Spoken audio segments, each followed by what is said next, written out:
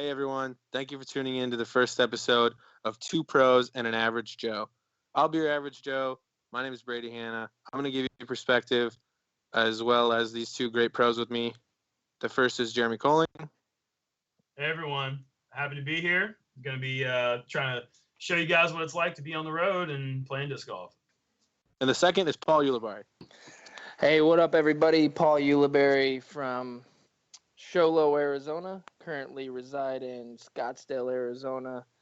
Been playing professionally for about 9 years now, and I'm here to give you what actually happens on tour. That's right. All right, guys. Well, I don't want to start out with too hot of a topic here, but the new year brought a couple new, disc manufacturer sponsorships for a couple of us. I guess I'll start off with something quick, and this will probably be the only time I talk about it. I'll be representing Discraft in 2017.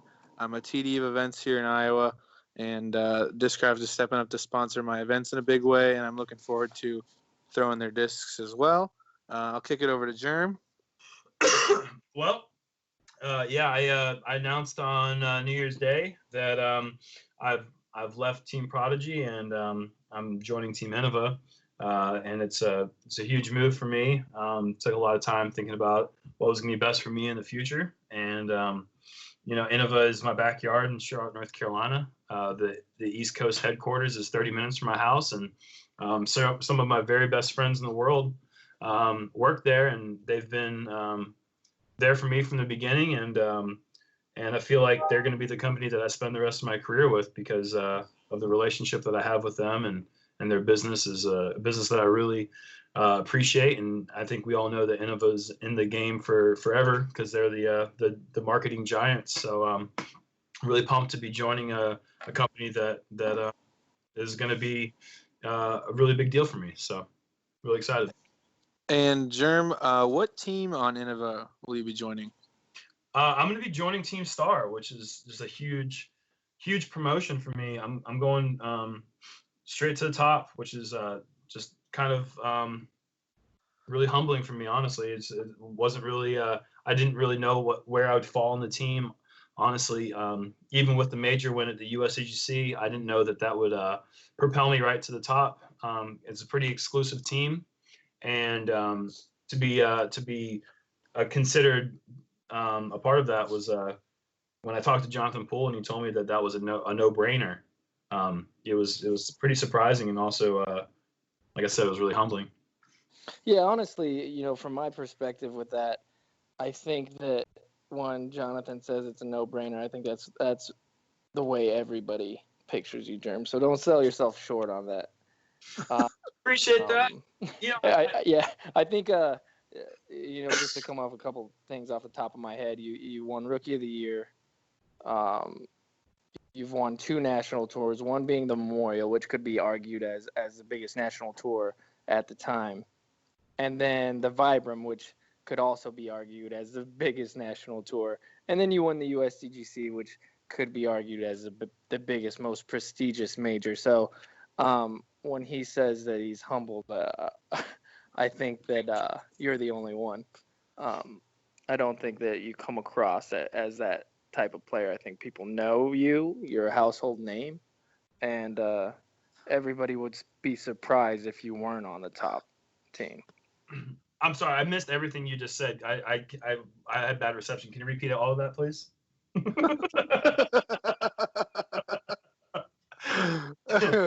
I appreciate that, and no, I understand that. I understand the marketing that I bring in with the company.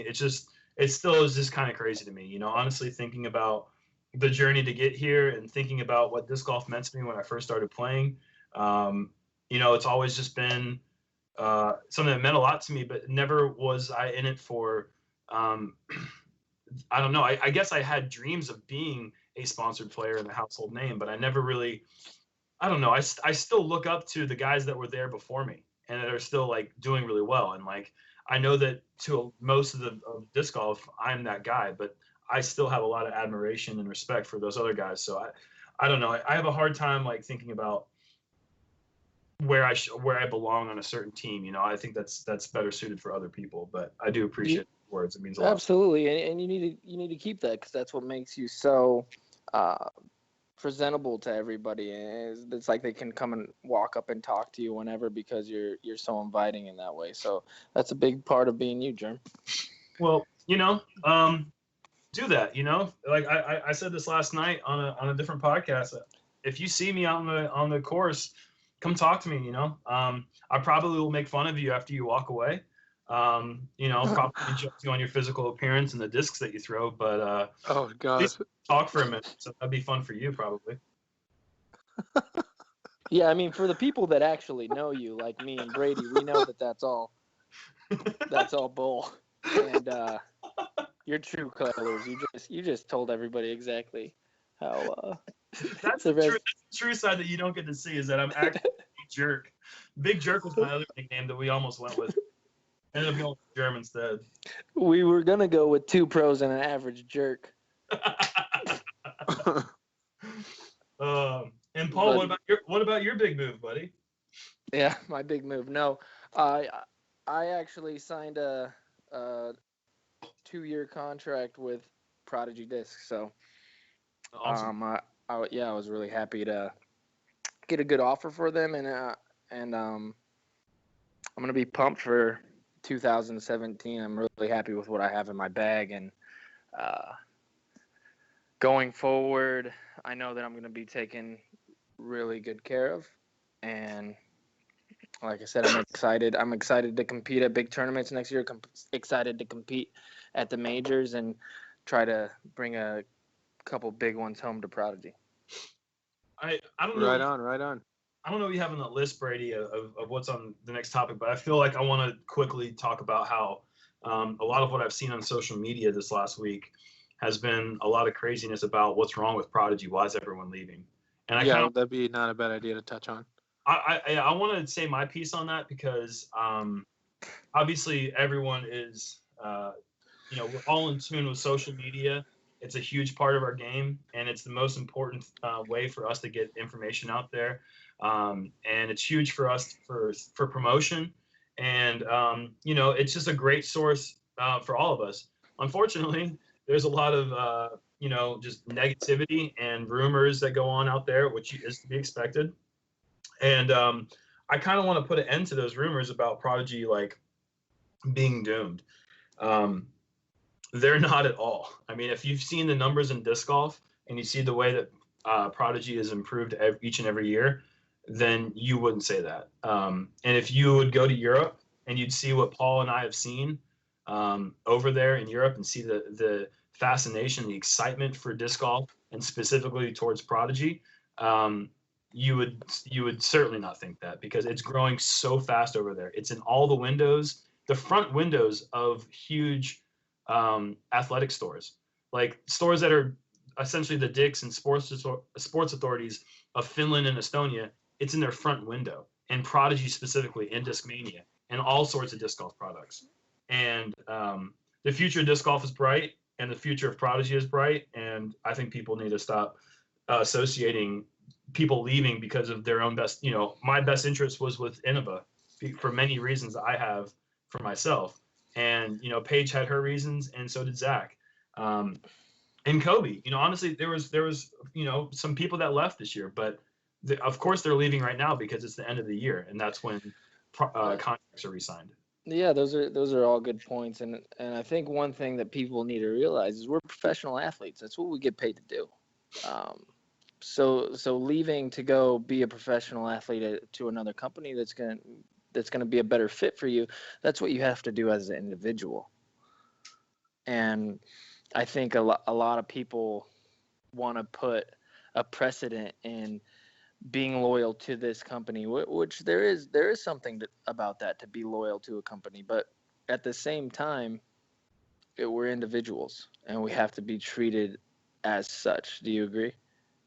Oh, absolutely. I mean, I certainly feel it's very important to keep in mind the family side of the sport. And I never wanted to be viewed as somebody who just jumped ship for every single opportunity. But it is a business, and when opportunity comes around, that's something that you have to act on. You got to do it. You got to do what's best for you. And for me, signing with Innova, not really signing. I'm not signing anything. There's no contract. It's just an agreement. I'm a part of a group of people that I see more in line with what I want, and it has nothing to do with Prodigy's shortcomings, because that wasn't my issue. But I mean, that was one of the reasons that it was difficult for me to leave Discraft 4 years ago. Is I didn't want to be somebody that just jumped around, and so I factored that in, of course. But at the end of the day, you got to do what makes sense for you, and I think we all made decisions that made sense to us for our own reasons. And I think another thing we need to keep in mind is that the Facebook world of disc golf is actually an incredibly small amount of people that make up disc golf.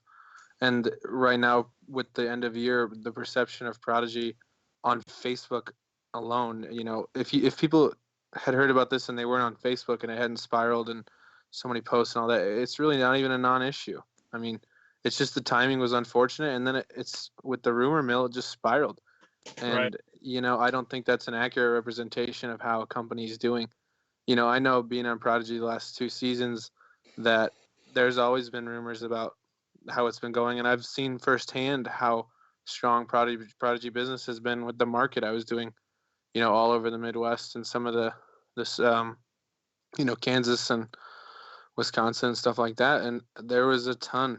I mean, it's growing like crazy, and I think Jerm's right. It's just unfair to judge the overall performance of a company based on the needs of a few professional players, And one thing that I kind of want to hit on also is the fact that when Prodigy first came out, Prodigy scooped up a lot of the top pros, not just a handful, like almost all of them. There's a few exceptions, like Felberg and Macbeth and Sexton, just to name a couple.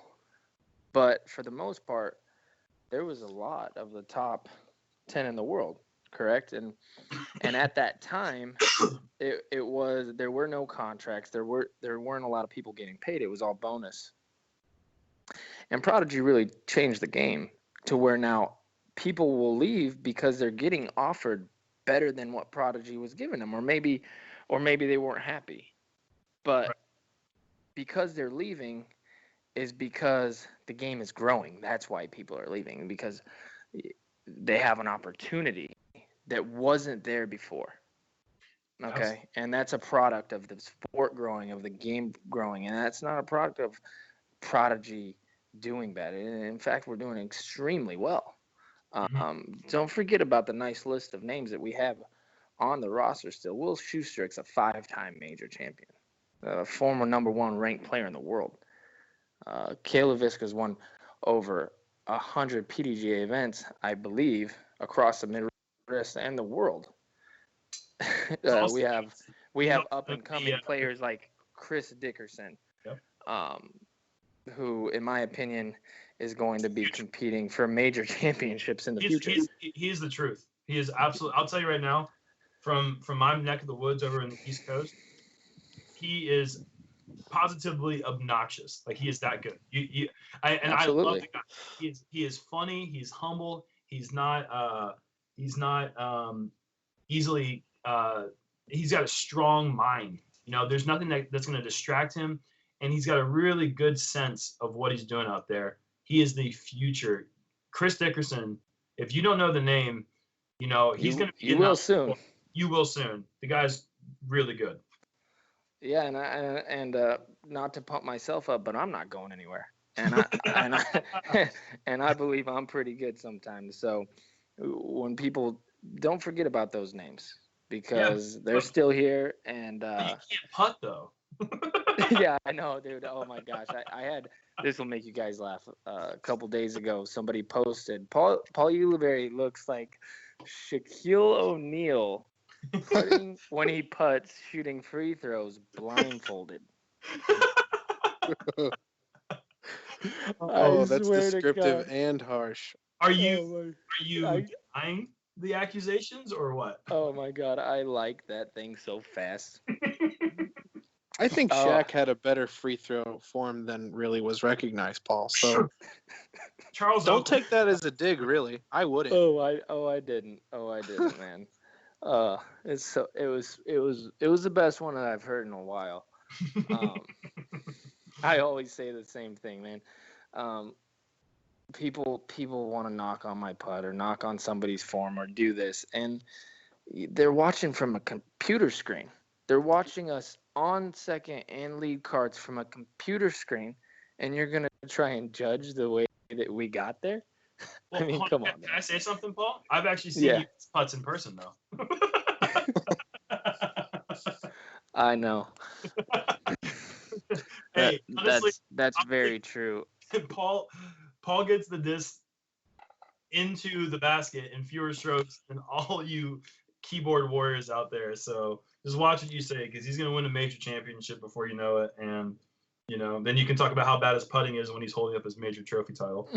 Yeah, exactly. You almost won in Europe this year, I mean, third place, right? Or second? Yeah, I've come close. I mean, it's a matter of time for me, and it'd be like I don't listen to any of it. I mean, I didn't get where I got. I didn't get where I am today by listening to people tell me that I'm not very good at what I do. So I don't. I think it's hilarious, but it's all in good fun, Yeah, absolutely. Okay, all right. Well, we've kind of covered a little bit about what we're doing in 2017, and let's move on to talking about the first major of the year, the Australian Open. Are you guys both going? What's the scoop? All right. Well, I'll start off because I am going. I'm going to be heading down there sometime towards the like January 17th or 18th. Seeing as it's a couple weeks away, you'd think I'd have a flight yet. But if you knew me better, you know that wouldn't be my style. You haven't booked a flight? No. Why would I do that? The flight's not. Yeah, the flight's not tomorrow. Why would I have the flight yet? Sure. So anyways, I actually kind of lucked out. Some of you may know that I don't know why you would know this, unless you just really been paying attention to my social media. But my sister is a pilot. She's a pilot. She's going to fly you to Australia. Airplane. And my sister's husband is the pilot. No. My sister and her husband just completed hiking the Pacific Crest Trail, which is a hike from Canada or from Mexico to Canada to Australia. In 1.5 years. Yes. You're going to try to hike to Australia. Wow. So, oh gosh. And are you touring with anyone this year, Jerm? Hold on. Okay.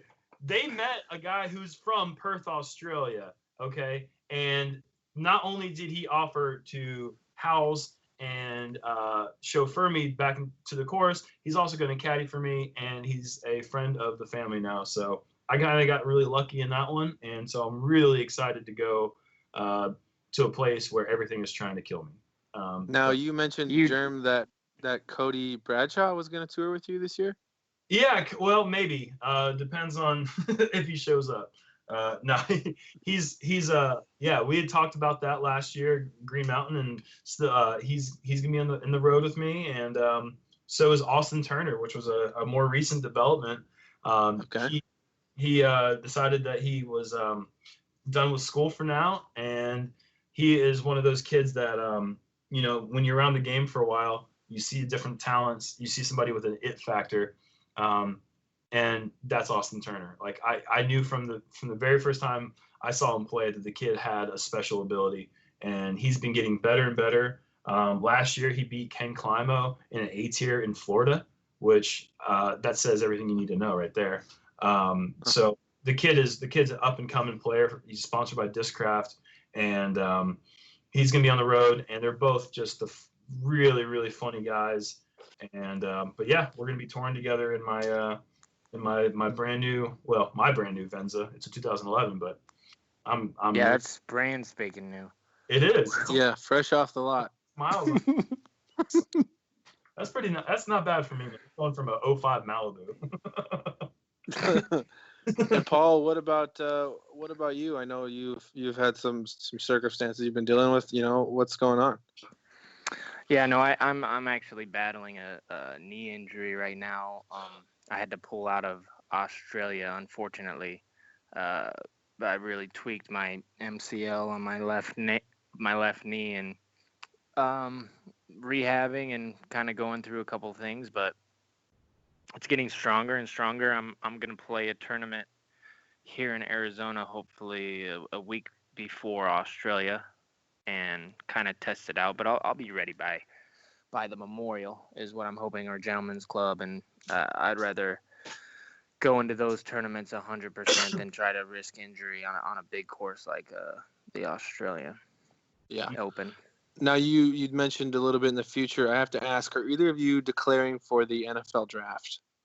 I have been cut from the Panthers for 6 consecutive seasons, but turns out they don't need a professional soccer kicker. So Really? Yeah, but I keep going out there and telling them I'm there for them, anything they want. And so the restraining order actually kicked in 4 years ago, but who cares about that? That's not real. Right. And you have to only be a certain amount of feet away from. You can still showcase your talents. Yeah, from afar. True. That's true. Yeah, I actually I was getting so many calls from the NFL. I have an old phone, a landline, and I had to take it off because it was just ringing so many times. You actually had to unplug your landline. I did this. Yeah, it was crazy. I'm drinking some Le Croix, and I literally just spit it everywhere. Yeah. It's all over my desk right now. Just imagining you getting phone calls is hilarious to me. I know. That's crazy. The NFL. But let's talk a little bit about the NFL. I mean, I would like to talk a little bit about the Pittsburgh Steelers. Oh, Jesus. Get out of here. They almost lost to the Browns last week. They're not winning the first round game. Our third stringers beat the Browns' first stringers. We didn't almost do anything. You could say The Browns had them scared. We literally sent out dirty laundry to clean up that mess. I think the Steelers are a team to fear. I think that the Packers are on a heater, and I think that they're actually the team to be afraid of in the East. But I think your Super Bowl champion is going to be the New England Patriots. I agree. Tom Brady is an American hero. Goddamn thing. Oh, excellent. Well, Jerm, what about your guys' kicker for the Carolina Panthers? Oh gosh, how's he? Graham? Gano? Is he still Gano? We can go ahead. We'll say this because honestly, I feel like this podcast, if nothing else, is about tour life. And something that people need to know about tour life is that Paul Ulibarri and myself make a lot of stupid bets. And by stupid bets, I mean I have no business making these stupid bets. I bet that our kicker, the Carolina Panthers field goal kicker, Graham Gano, would finish the season with a better kicking percentage than the Steelers kicker, Chris Boswell. Who is that really his name? I don't know. Does he? Yeah, of course. Okay. That was a dumb bet. I didn't do the math. I haven't done any research on it, but it's not possible that the kicker had a worse percentage than Graham Gano this year. He literally lost like several games for us. Oh my gosh! And then all the way how many times were you watching the game and then bloop, bloop, bloop, bloop, a text in from Paul, and what does it say? I wasn't even watching the game. The thing that made it so heartbreaking was that I wasn't watching because I was either playing a tournament or I was out doing something, and I was like wishing that I was watching the game, or maybe I was even hurrying to like a bar to go watch the game because I don't have TV at my house. And I would get a text message from Paul, and I wouldn't even have to read it because I knew exactly what the content of the message was going to be. It would be that's funny. letters, the letters GANOPE with 5 or 6 exclamation points. Oh, that's good stuff. Don't. Jim, there is one serious thing we got to talk about, and that is you Snapchat me the same thing that's on your story every time. And that pisses me off more than really anything. You know, you and Drew Gibson have expressed how disappointed that makes you. Here's what I want you to consider. It's just poor taste. Here's the deal.